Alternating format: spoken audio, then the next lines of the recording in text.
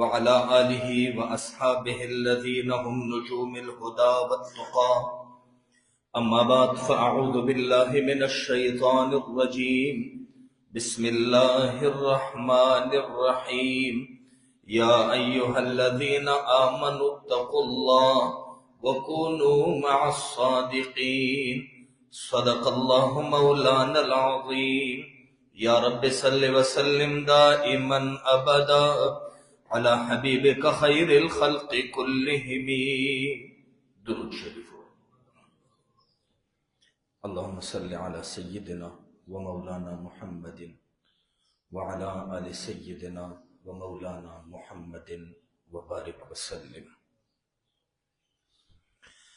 انتہائی واجب القدر مشرانو کشرانو ترکمزے چزما آواز رسی اوریدونکو مسلمانانو خویندو میندو اولونو، نن زمون موضوع دا فیضان نظر. پروردگار جل وعلا دې د صحیح وینا توفیق راکړي او بیا دې مونږ ټولو ته په هغې باندې عمل نصیب کړي.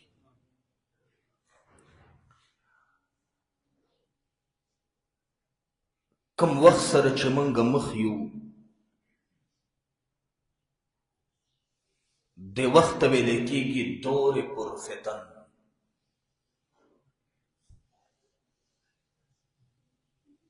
داسې لحظې، داسې وختونه چې د فتنو نه ډک دي.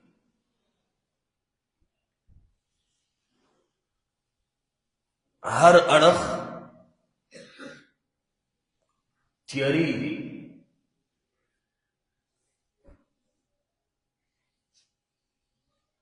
او عوام نه خواص هم د دې فتنو شکار دي.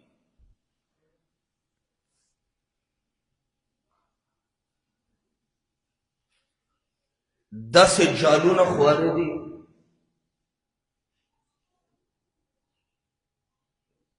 چې انسان په ښه نوم باندې په هغې کې گرفتار دی.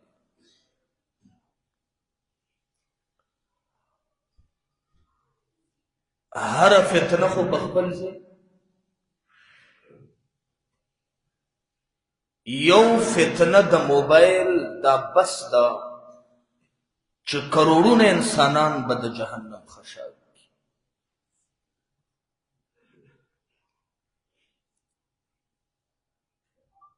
داسې دور پرفتن کې چې د انسان لاس ته مضبوط زنځیر او کړی ورنشي، نو یقینا دا فتنې به ځان سره لاړو.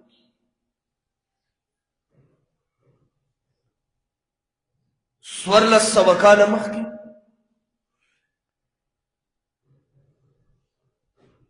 پروردگار قرآن کې فیصله نازله کړې.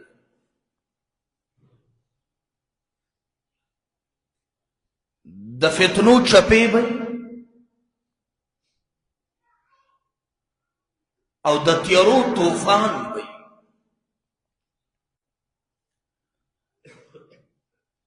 دا فتنې او تیارې خاص څیز به نه وړي، هر څیز به یې په مخه باندې اغستی. مؤمنه که ته ځان بچ کول غواړې، الله نه یره وکړه، وکونو مع الصادقین، او د نیکانو ملګرتیا وکړه.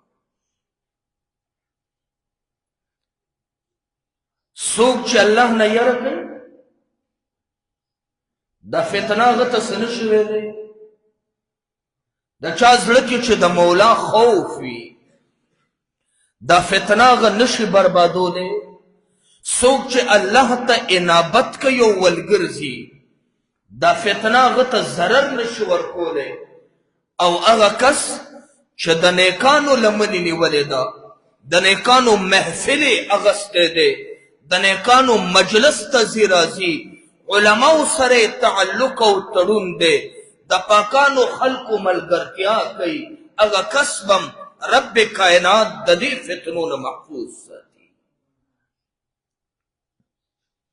کنی نو دا فتنه دا تیاری کله په یو صورت کې راځي چې خدای نه مني، په بل صورت کې راځي چې رسول نه مني، په بل صورت کې راځي اخرت د مولیانو خبره ده اخرت نه مني، په بل صورت کې راځي دا قبر اسې گپ شپ دی د دې نه انکار کوي، په بل رنگ کې راځي مړه آخرت نه څوک سوی راغلی دی د جهنم اور نه انکار کوي.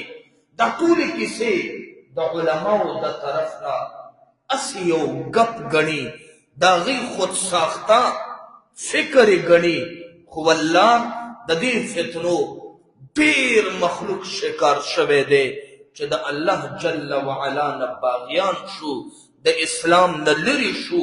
وجه دا ده د مولا خوف هم نشته، د علماو مجلس هم نشته.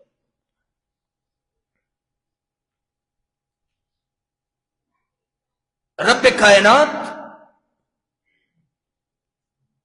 صحبت علماء صحبت اولیاء هغې ته دا اثر ورکړی او د هغې نه وړاندې دې په مثال پوه کړم. هر کس دا مني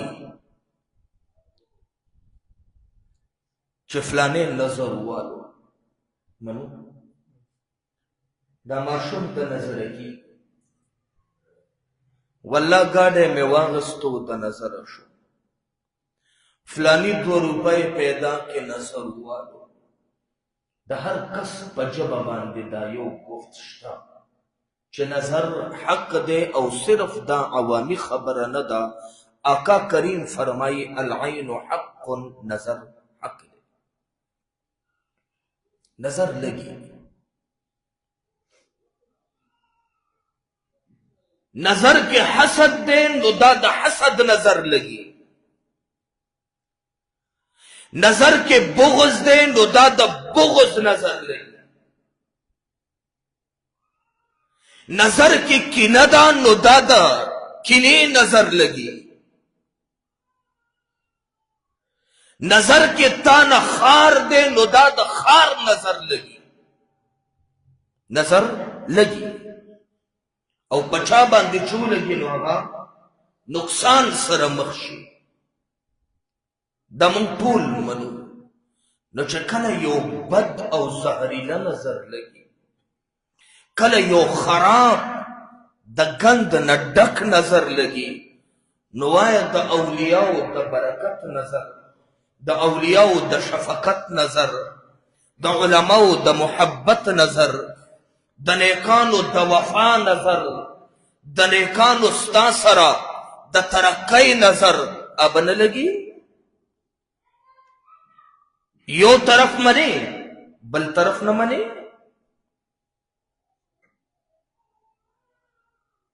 ته چې د مجلس ته راځې علماو سره کښېنې د اولیاو قدمونو کې ناسته کې د خرابو نظر چې پتا باندې لګي د دې اولیاو نظر هم پتا باندې لګي. د خرابو نظر تا ته تاوان درکوي، نقصان درکوي، بربادۍ ته دې مخ کوي. د اولیاو نظر تا ته نور د ایمان درکوي، تا ته ترقي درکوي، جنت ته دې برابروي. نظر حق دی. مونږ سټي سکن کوو، ایکس رے کوو. دا ایکسرا دا تل زورونه نه درکوي، بس شعاع ده په سینه باندې رڼاو کي او تصویر راوچت کي، او بیا ډاکټر ستا علاج کوي. نو ایکسرا چې دا شعاګانې دي په سینه باندې لګي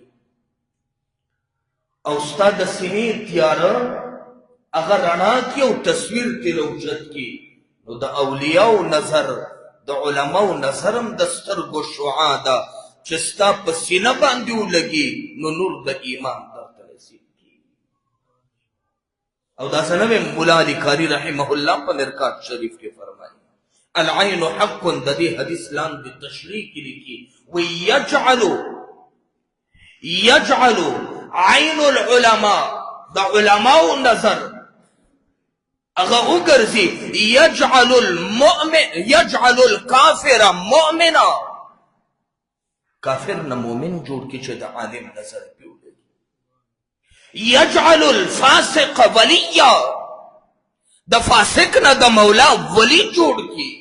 ویجعل الجاهل عالما، او چې کله په د عالم او د ولی نظر ولګي نو د جاهل نه پروردگار عالم جوړ کی.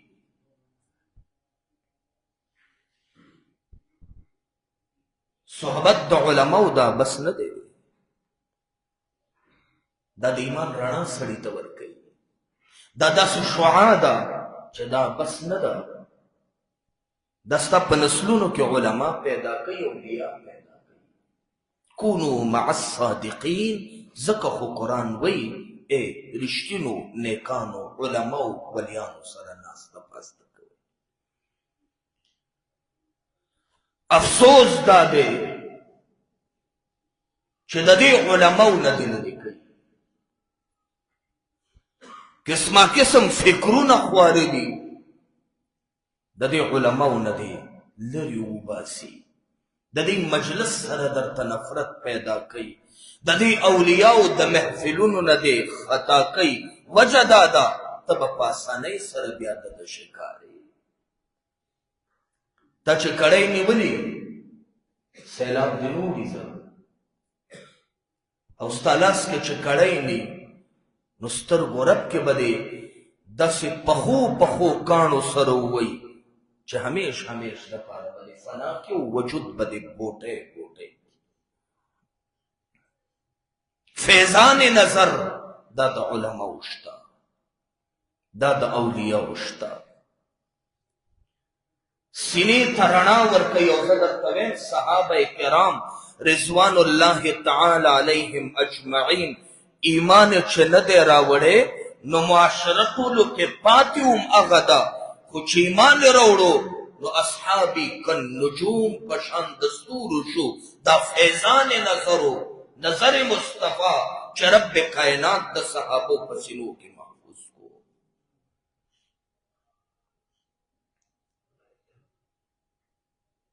او یاد ساته صحابي په تلاوتونو جوړیږي نه.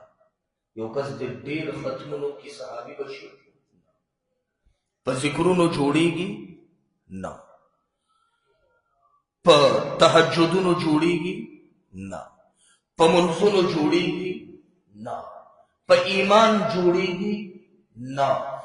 ایمان صحابو ته نصیب شو، خو چې د صحابیت ډګري ورته ملو شوه نو هغه نظرو چې سترګې په مصطفی ولګېدې رب کائنات صحابه کنی نو موږ هم صحابه کېدی که، خو چې نظر یې په مصطفی ولګېدو هغه قوم څه شی شو؟ صحابه شو. نو معلومه شوه ویم هم دا صحابه اعمالو سره مه ګوره فلاني صحابي دا کړي دا کړي دا کړي نو صحابي نه دی، نه، هغه عمل سره جوړ نه دی، صحابي نظر سره جوړ دی.